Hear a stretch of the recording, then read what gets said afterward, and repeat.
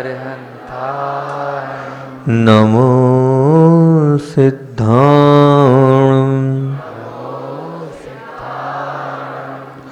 नमो आयर्याणं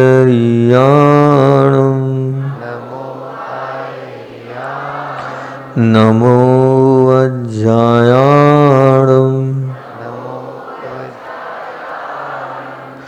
नमो लोये सव्वसाहुणं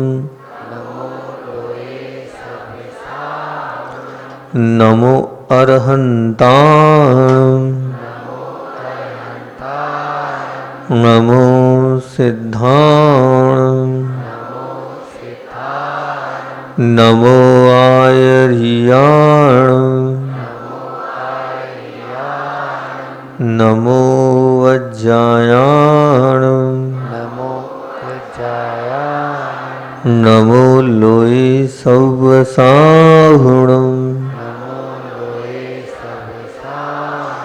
नमो अरुहन्ताणं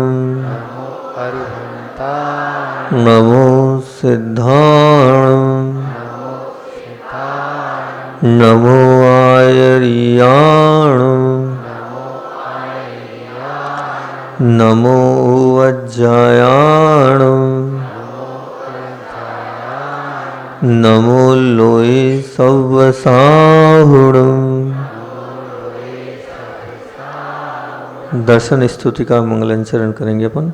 सकल ज्ञेय ज्ञायक तदपि निजानंद रसलीन सो जिनेन्द्र जयवंतने हरिरज रहस विहीन।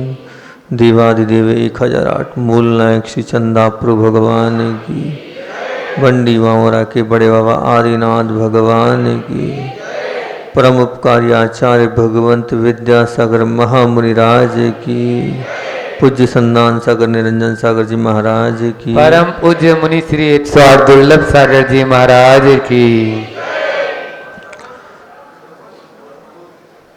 दर्शन स्तुति का स्वाध्याय चल रहा है। आज अपन 6वीं कारिका पर पहुँचे हैं। 6वीं कारिका का पहले अपन उच्चारण करते हैं, फिर अर्थ करेंगे। अष्टादश दोष में मुक्त थी स्वचतुष्टय में राजत गंभीर मुनि गंधरादि सेवत महंत नव केवल रब्दि रमाधरंत। यहाँ बोल रहे हैं 18 दोषों से जो विमुक्त हैं, जिन्होंने अपने 18 दोष समाप्त कर दिए, ऐसे धीर पुरुष हैं। स्वचतुष्टय में अपने स्वयं के चतुष्टय में जो लीन हैं और गंभीर हैं, इस स्वचतुष्टय को राजत यानी धारण करे हुए हैं। मुनिगंधर आदि इनकी सेवा में लगे हुए। इस प्रकार से ये महंत महागुणशाली है और नव केवल लब्धि रमा धरंत, अर्थात 9 केवल लब्धियों से धारण करने वाली लक्ष्मी से ये सुशोभित हैं। इस प्रकार ये किनके लक्षण हैं? अरिहंत परमेष्टि के, सिद्ध परमेष्टि के। यहाँ पर लक्षणों की चर्चा चल रही है। आगे एक और कारिका लेते हैं। तुम शासन से अमेय जी शिव गए जाहि जे हैं सदी भव सागर में दुख छारवा तारण को अवर्ण आपटा।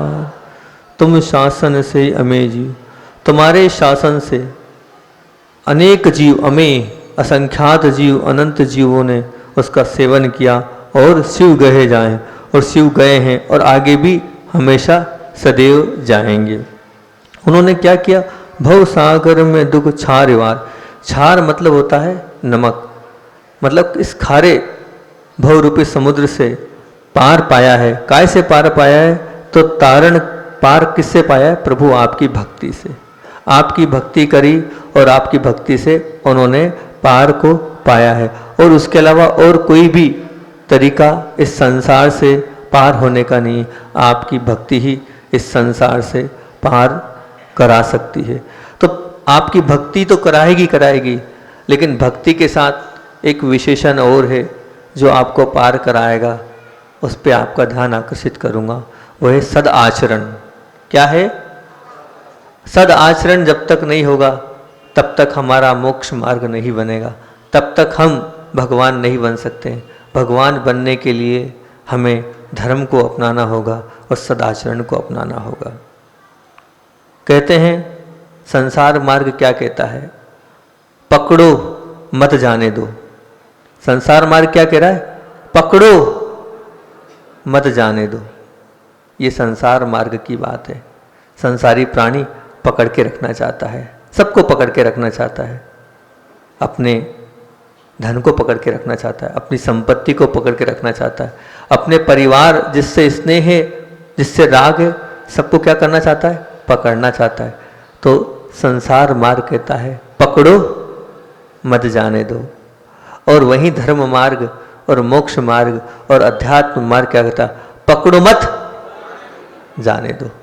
पकड़ो मत, सिर्फ एक देश कहाँ जोर देना है, एक ही बात है, एक ही वाक्य है, वही लाइनें आपके सामने मैं बोल रहा हूँ, और एक में कहीं पर जोर दे रहा हूँ और एक में कहीं पर जोर दे रहा हूँ। संसार मार्ग में मैं कह रहा हूँ पकड़ो मत जाने दो, यही बोला ना।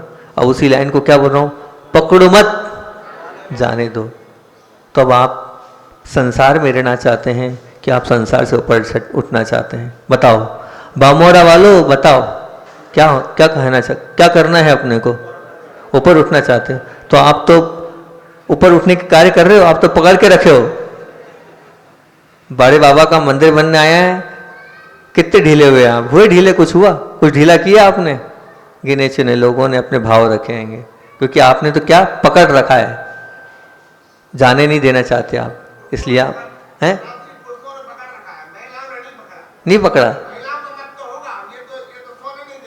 अच्छा, बहुत अच्छा, चलो कम से कम एक तो आपके समर्थन में है, बहुत अच्छा। हमें ऊपर उठना है, हमें भगवान बनना है, तो पकड़ो मत जाने दो। जो इस लाइन को पकड़ेगा वो वास्तविकता में भगवान बन जाएगा, वह उस सादा आचरण को अपना लेगा।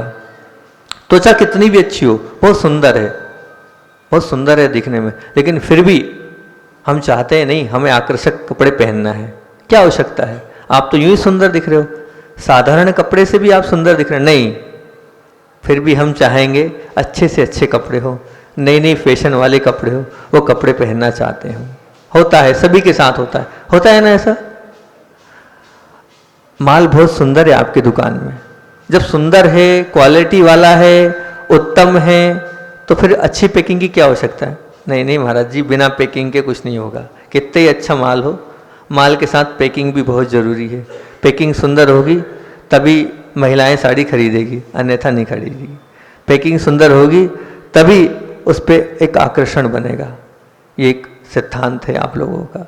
बहुत बड़ा बंगला हो, करोड़ों का बंगला है, खूब सुंदर चीज़ें उसमें हैं, लेकिन उस करोड़ों के बंगले में उतना ही महंगा फर्नीचर। अब जब बंगला अच्छा है तो फर्नीचर उतना महंगी क्या हो सकता है?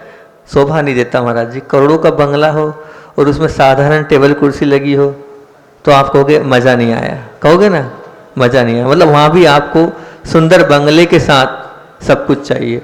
उसी प्रकार अध्यात्म मार्ग है, मोक्ष मार्ग है।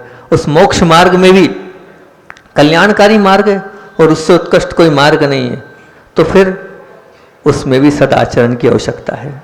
उसमें भी काय की आवश्यकता है? सदाचरण की आवश्यकता है। जैसे उस बंगले में फर्नीचर की आवश्यकता थी, माल के साथ पैकिंग की आवश्यकता थी, इस शरीर के लिए सुंदर दिखते हुए सुंदर कपड़े की आवश्यकता थी, उसी प्रकार इस मोक्ष मार्ग में इस सद आचरण की बहुत आवश्यकता है।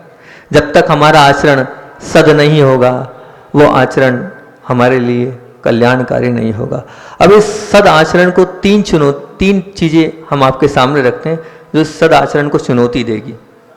वो तीन चीज़ें कौन सी है? तो सबसे पहले समाधान वृत्ति। कौन सी वृत्ति?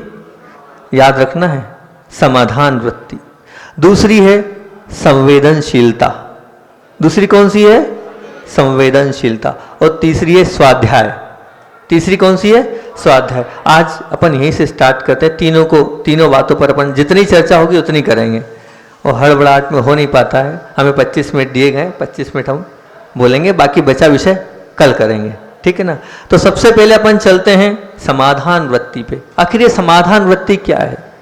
सदाचरण की बात चल रही है, और सदाचरण को अगर कोई चुनौती देने वाली चीज़ है तो ये 3 चीज़ हैं, समाधान वृत्ति, संवेदनशीलता और स्वाध्याय। इससे आपके सदाचरण में और पुष्टता आएगी।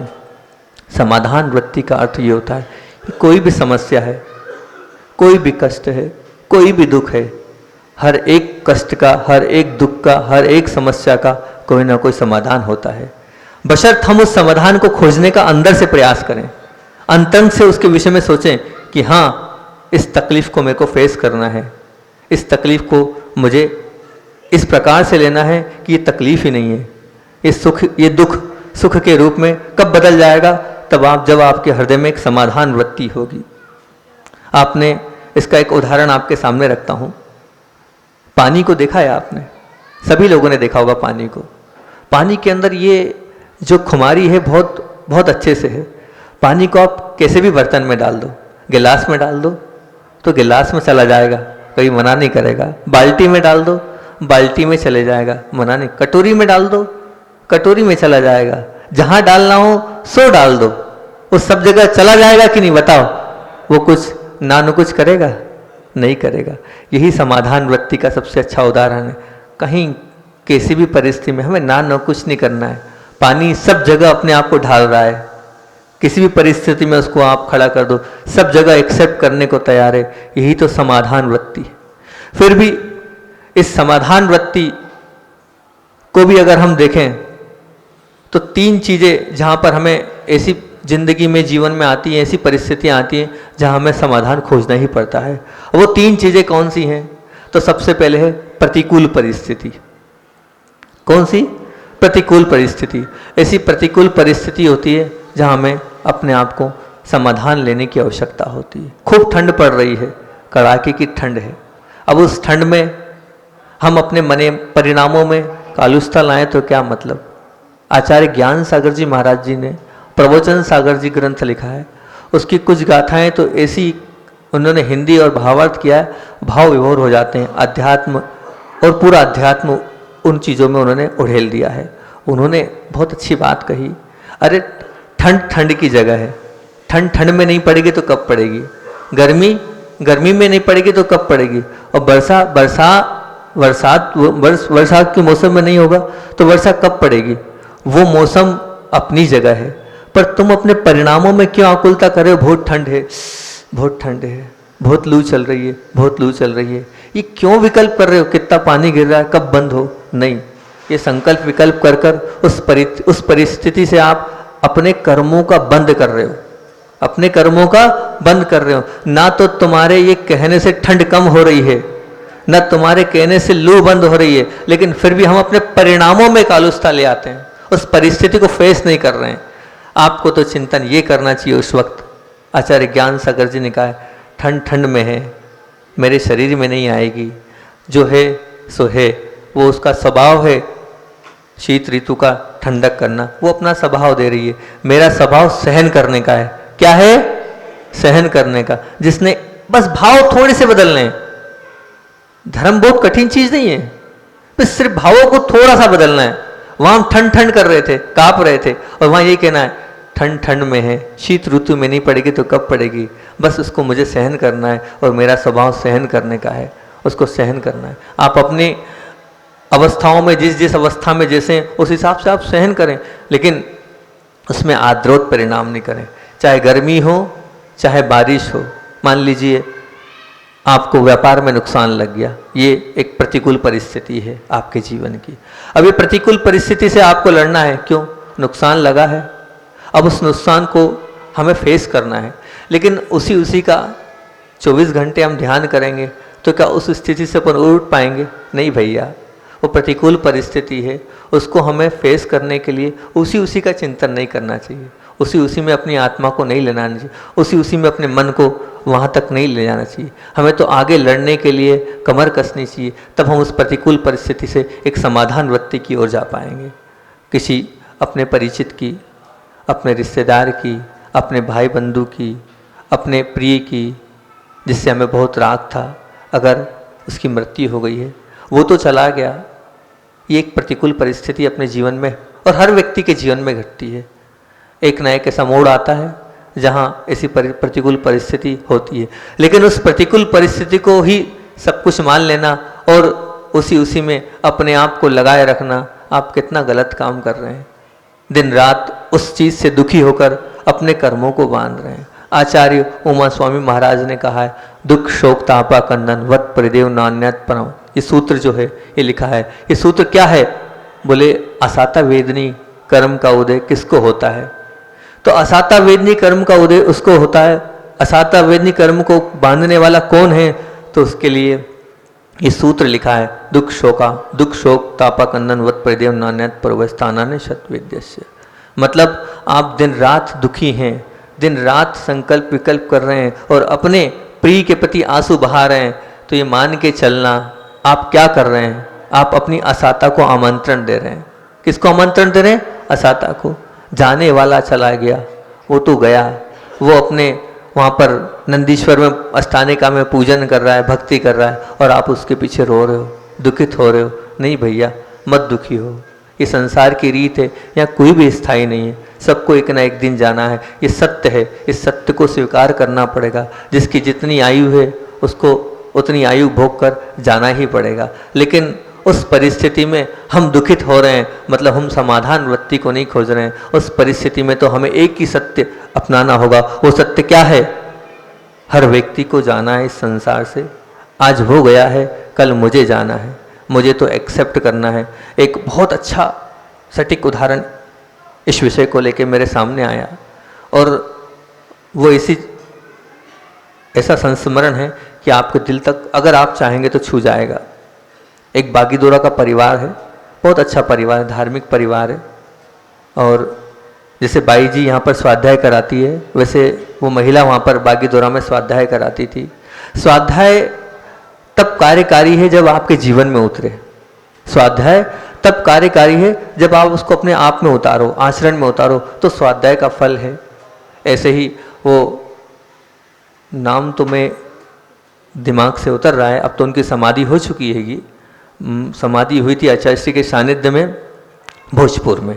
कैंसर हुआ था उनको, युवा उनका सुपुत्र था, और वो जो सुपुत्र था वो शिखर जी यात्रा के लिए गए थे। यात्रा के लिए जाने के पहले ट्रेन में उसके जो बालक था वो ट्रेन के जर्क में नीचे आ गया और पटरी से उनका दोनों पैर वहाँ कुचल गए।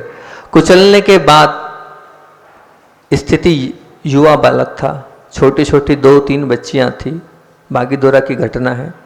और जब उसको लेके आए तो उनकी माँ ने आंसू नहीं बहाए।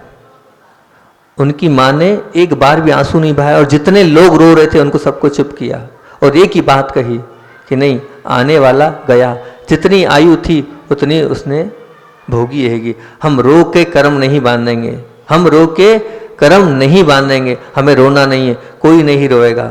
अच्छे से इसकी विदाई की जाए, अच्छे से इसका संस्कार किया जाए। ये होता है धर्म, ये होता है स्वाध्याय का फल, ये होता है आत्मविश्वास, ये होता है समाधान वृत्ति।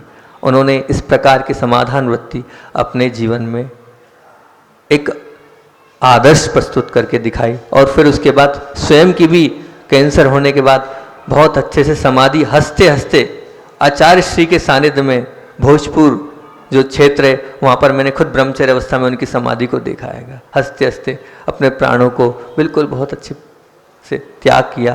तो ये होता है जीवन, ये होती है प्रतिकूल परिस्थिति में भी समाधान वृत्ति। दूसरी प्रतिकूल वस्तु, दूसरी चीज क्या है? प्रतिकूल वस्तु। हमारे जीवन में बहुत बार ऐसी प्रतिकूल चीज़ें आ जाती हैं, प्रतिकूल वस्तु आ जाती हैं। मान लीजिए हम घर में हैं और घर में मम्मी ने चाय में कम मीठा डाला। अब आप आज रोज ध्यान करेंगे, अरे ये तो विचार करो, बेचारी उठी है, परेशान हुई है, थोड़ी कम शक्कर डल गई तो क्या हुआ, थोड़ी कम शक्कर डल गई तो क्या हुआ। लेकिन नहीं, हमने कषाय करी, हमने गुस्सा किया, हो सकता है चाय भी फेंक दी। तो ये समाधान वृत्ति नहीं है, ये तो कर्मों का बंध का कारण है हमारे लिए। हम उस स्थिति में अपने मन को समझाएं और अपने मन को समाधान वृत्ति की ओर ले जाएं कि ठीक था, जो मिला मेरे पुण्य में था वो मुझको मिल गया है, उसमें विकल्प मुझे नहीं करना है। मान लीजिए आपकी कोई वस्तु खराब हो गई, आपका मोबाइल है वो खराब हो गया, अब आपकी कोई गाड़ी है वो खराब हो गई, या और भी कोई ऐसी चीज़ खराब हो गई, तो आप अब उस वक्त प्रतिकूल परिस्थिति वस्तु के रूप में उपस्थित है, लेकिन उस समय आपके परिणामों में उद्वेग नहीं होना चाहिए। एक ना एक दिन तो सबको खराब होना है, एक ना एक दिन तो सबको खराब होना है। अजर अमर कोई है क्या, बताओ? नहीं है ना। अब खराब हुआ है तो ठीक है, उस समय अपने मन को इस प्रकार से संबोधित करना है, उस समय कषाय नहीं बढ़ाना है। आज तो ली हमने और 8 दिन हुआ नहीं और ख़राब हो गई, और दुकानदार को, कंपनी वाले को और सबको हम क्या कर रहे हैं? परिणामों के माध्यम से अपने कर्मों को बांध रहे हैं। इन सब प्रतिकूल वस्तु में भी अपने आप को समझाना बहुत बड़ा धर्म है, बहुत बड़ा धर्म है। और भी ऐसी प्रतिकूल वस्तुएं हमारे जीवन में आ जाती हैं। मान लीजिए हमारे जूते चप्पल चोरी चले गए, बहुत बार घटता है ऐसा। उस समय हमने बहुत कषाय करी और मन में अनेक प्रकार के परिणामों में कालुस्ता आई, लेकिन नहीं, उस समय हमें बिल्कुल समाधान वृत्ति में यही विचार करना चाहिए, चलो अच्छा है, किसी गरीब के पास वो जूते चप्पल चले गए, उसके पास या तो होंगे नहीं, वो पहन लेगा, बहुत अच्छी बात है। एक भाव तो ये हो गए। दूसरा, हो सकता है उसको बेच के वो 2 वक्त की रोटी खा लेगा, हो सकता है अपने बच्चों का पेट पाल लेगा, उसके पुण्य का था वो ले गया। ये होती है समाधान वृत्ति। लेकिन हम ऐसी समाधान वृत्ति नहीं करते हैं। हम तो उस परिस्थिति में कषायों को बांधते हैं, हम तो उस परिस्थिति में जिस व्यक्ति ने चोरी करी है उसके प्रति द्वेष भाव रखते हैं। होता है हमारे, क्योंकि हमारा जो संसार है वो कैसा है, पकड़ो मत जाने दो वाली बात हैगी। और अगर हम धर्मात्मा हैं तो क्या बताया था आपने, पकड़ो मत जाने दो। अरे सब ले जाओ, तुम्हारा है तुम ले जाओ, कुछ नहीं, मुझे तो भगवान बनना है। और भगवान तो वही बनता है जो सब छोड़ता है। चला गया, अच्छा है, पुण्य से चला गया, उसके पुण्य का था, चला गया। जो इस प्रकार से अपनी भावों को रखेगा वही धर्मात्मा है। तीसरी परिस्थिति होती है प्रतिकूल व्यक्ति। अभी अपन ने प्रतिकूल परिस्थिति की बात करी, प्रतिकूल वस्तु की बात करी, अब हम बात करते हैं प्रतिकूल व्यक्ति की। अब हमारा बेटा था, वो बेटा शरारती है, वो बेटा मान नहीं रहा है, वो बेटा हम जैसा चाह रहे हैं वैसा नहीं कर रहा है, तो क्या करें? अब उसमें हम आदरो ध्यान करें, उसमें हम अपने परिणामों को बिगाड़ें? आप उसमें सोच सकते हैं, आपने जो संस्कार दिए वही संस्कार तो उसके अंदर है। आखिर है तो आप का सुपुत्र, जो आपने दिया है वही तो उसके पास है। जैसा आपने उसके साथ व्यवहार किया है वही तो आपके साथ व्यवहार कर रहा है। आप अपने आप को क्यों नहीं उसमें कोसते हैं कि उसमें मेरी भी गलती है, मैंने संस्कार नहीं दिए, मैंने उसको समय नहीं दिया, जब जब उसको आवश्यकता थी तब मैंने उसको हाथ नहीं पकड़ा, उसके साथ नहीं हुआ, तभी तो आज आपकी वो बात नहीं मान रहा है, तभी तो आज आपके साथ बैठने को तैयार नहीं है, तभी तो आज आपसे ऊपर हो गया है वो। इसका तात्पर्य ये समझना कुछ गलती आपकी भी थी, कुछ न कुछ आपने भी खोट करी होगी, तभी वो आपकी बात नहीं मान रहा है, तभी तो आपसे वो बिगड़ रहा है। मान लीजिए आप व्यापार कर रहे थे और व्यापार में आपके पार्टनर ने आपको धोखा दे दिया। ये व्यक्ति है, कोई भी धोखा दे सकता है, प्रतिकूल व्यक्ति आपको मिल गया।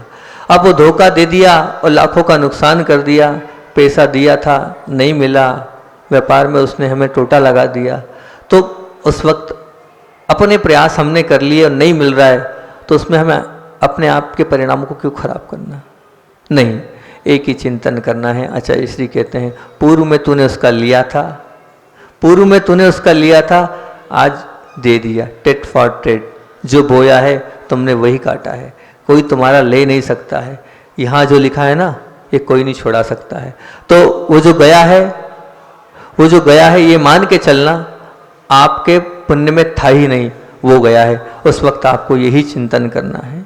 आपकी पत्नी मिली, कर्कश मिल गई, वो जब देखो जब गुस्सा करती है, बात बात पर नाराज होती है, बात बात पर आप पर बरस पड़ती है, परंतु बरसे खूब बरसे वो उसका स्वभाव नहीं छोड़ेगी।